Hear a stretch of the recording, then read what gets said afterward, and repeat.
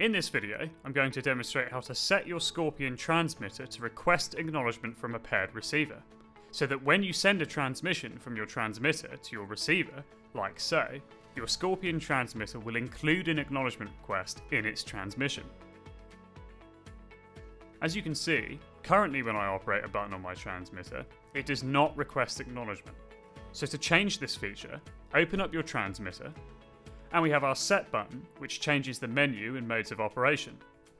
We also have our 3 LEDs at the top of the module, which tell us what we're selecting.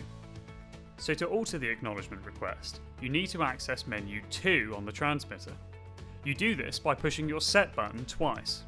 Push once for menu 1, twice for menu 2, wait for this LED to flash, and now we're in menu 2.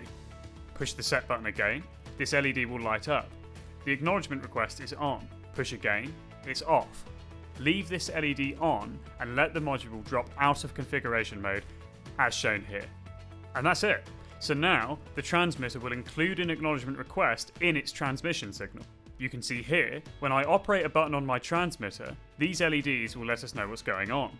So if the green LED lights up and flashes rapidly, the transmitter has received an acknowledgement request from a receiver. If these red LEDs flash, the transmitter has not received any acknowledgement from a receiver. So that's it.